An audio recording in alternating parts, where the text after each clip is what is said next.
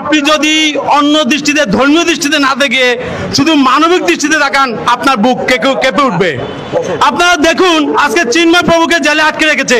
আমি বিশ্বাস করি রাষ্ট্রকে যদি প্রশ্ন করা হয় কেন চিন্ময় প্রভুকে আটকে রাখা হয়েছে, রাষ্ট্র তার সঠিক জবাব দিতে পারবে না, কারণ রাষ্ট্র ভয়ে আটকে রেখেছে। রাষ্ট্র জানে এক চিন্ময় প্রভু যার কোনো সংসার নেই, যার উত্তরসূরি নেই, কিন্তু তার এই দেশে কোটি কোটি প্রতিনিধি আছে, সারা দেশে কোটি কোটি ভক্ত আছে, সেই ধাক্কা রাষ্ট্র সামলাতে পারবে না। কিন্তু রাষ্ট্র যদি আটকে রাখে তাহলে কি রাষ্ট্র সামলাতে পারবে? রাষ্ট্র দিন দিন ভুল করছে, ভুল পথে ধাবিত হচ্ছে, তার জবাব রাষ্ট্র একদিন পাবে। পৃথিবীর কোন নিষ্ঠুরতার জবাব কেউ পায়নি, আজ পর্যন্ত সেটা হয়নি। যে অত্যাচার করেছে, নির্মমতা করেছে, তার উপর আরো ভয়ানক অত্যাচার নেমে এসেছে। আমি বিশ্বাস করি আজকে যারা ক্ষমতায়, যারা পূর্বের সরকার থেকে শিক্ষা নেয়নি, আমি দেখেছি যে আপনারা সৎপথ থেকে বলেছেন, আমরা বলেছি এই প্রেস ক্লাবে দাঁড়িয়ে শেখ হাসিনা সরকারের বিরুদ্ধে আমরা সঙ্গে আন্দোলন করেছি, কিন্তু বর্তমান যে সরকার ক্ষমতা এসেছে সে ওই সরকার থেকে একটি শিক্ষা নেয়নি। তার জবাব এই সরকার আরো তীব্রভাবে পাবে যেটা শেখ হাসিনা পেয়েছে। আমি এটা দৃঢ়ভাবে বিশ্বাস করি, প্রতিটি জবাব রাষ্ট্র পাবে। রাষ্ট্র আমাদের উপর নির্মমতা করছে।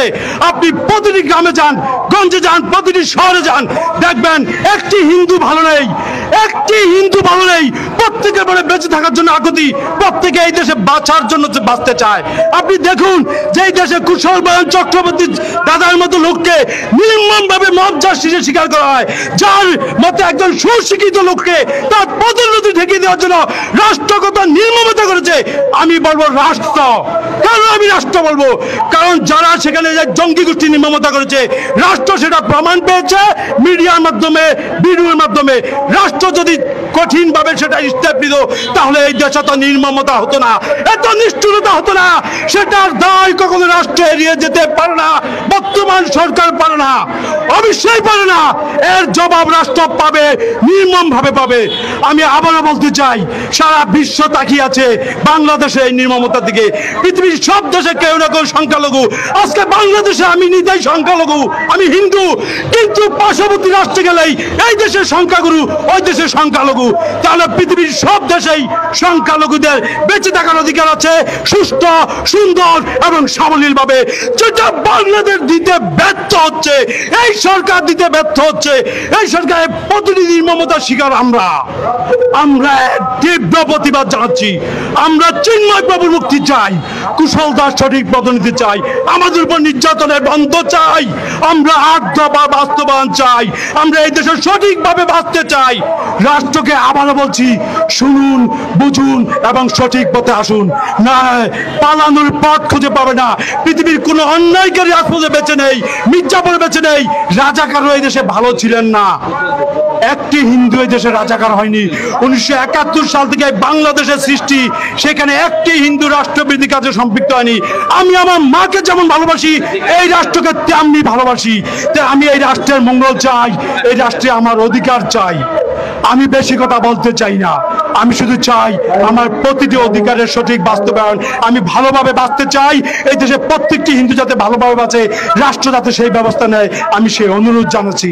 সকলের মঙ্গল কামনা করছি। আমি চাই দেশে প্রতিটি মানুষ ভালো থাকুক এবং আমরা ভালো থাকি। সকলে ভালো থাকবেন। নমস্কার। এ পর্যায়ে আমাদের মাঝে এসে যুক্ত হয়েছেন বাংলাদেশ হিন্দু মহাসংঘের সম্মানিত সভাপতি পুতুল ঘোষ দিদি এবং সাধারণ সম্পাদক বাদন দত্ত, সম্মিলিত সনাতনী জাগরণ জোটের পক্ষ থেকে ধন্যবাদ। এ পর্যায়ে আপনাদের মাঝে বক্তব্য রাখবেন বিকাশ অধিকারী, সাধারণ সম্পাদক, সনাতন যুব পার্টি, কেন্দ্রীয় কার্যনির্বাহী সংসদ।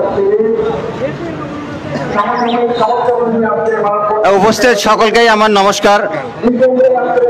আজকে আমরা এই বারে বারে রাস্তায় দাঁড়াচ্ছি শুধু আমাদের উপরে নির্যাতনের কারণে। আমরা বেশিরভাগ একটি ধারাবাহিক জিনিস দেখতে পারি যে গত সরকার যেরকম রাজনৈতিক মামলা দিতেন বিভিন্ন নেতাকর্মীর মাধ্যমে, আজকে আমাদের চিন্ময় প্রভু দাসের যে মামলাটি হচ্ছে সব মিথ্যা মামলা। মিথ্যা মামলা শুধু আটক করেন। বিগত সরকার ঠিক তেমনি অনেক দেশের নেতা কর্মীদেরকে মিথ্যা মামলা হয়রানি করত। তদ্রূপ বর্তমান সরকারও সেই একই ধারাবাহিকতায় আমাদের প্রভুকে আটকে রেখেছেন। একটি বিশেষ করে চিন্তা করে দেখেন, আমাদের প্রভু ছিলেন পিজান ভ্যানে আটকা, সেই মামলায়ও তিনি প্রধান আসামি হয়। কি একটা হাস্যকর! আরে বাংলাদেশে কি মানুষের বিবেক কি হেরে গেছে না চলে গেছে? মানুষ আজকে শুধু যারা বলতো আমরা সুশীল সমাজ, তব সতে কথা বলে, কিন্তু তারা তো আজকে দেশ চালাচ্ছে। যারা কথা বলতো দেশের উন্নয়নের জন্য, তারা আজকে দেশ চালাচ্ছে। যারা নোবেল পেয়েছে, তারা আজকে দেশ চালাচ্ছে, দেশ শাসন করতেছে। তাই একটা হাস্যকর মিথ্যা মামলা দিচ্ছেন। এটা কি আসলে বাস্তবতা? আমার প্রশ্ন সাংবাদিকের কাছে, যে আপনারা তো দেখছেন সেদিন চিন্ময় প্রভু দাস প্রিজন ভ্যানে আটকা ছিলেন, সেই মামলায়ও তিনি প্রধান আসামি হয়েছেন। আমরা হাসবো কি কাঁদবো তাও জানি না। আসলেই একটি স্বাধীন দেশে কখনো এইভাবে একটি দেশ, একটি জাতি বাঁচতে পারে না। তাই সনাতনীদের রাজনৈতিক প্রতিষ্ঠা ছাড়া এই দেশে বাস করা সম্ভব নাই। তাই সনাতনীদের রাজনৈতিকভাবে প্রতিষ্ঠা হতে হবে এবং রাজনৈতিকভাবে মাঠে দাঁড়াতে হবে। আমরা আগামীতে রাজনৈতিকভাবে এই দেশকে এগিয়ে নিয়ে যেতে চাই এবং সনাতনী জাতিদেরকে এই রাজনৈতিকভাবে প্রতিষ্ঠা করতে চাই। তাই বাংলাদেশ সম্মিলিত জাগরণ জোট, বাংলাদেশ সনাতন পার্টি এই বিষয়ে কাজ করতেছে। আমরা আশা করি আগামীতে সুষ্ঠু নির্বাচনের মাধ্যমেই যে সরকার গঠিত হবে, সেই বাংলাদেশে হিন্দু, মুসলিম, বৌদ্ধ, খ্রিস্টান সকলে মিলে এই দেশটিকে এগিয়ে নিয়ে যাবে। এই বলে আমি বক্তব্য শেষ করলাম। জয় শ্রীরাম।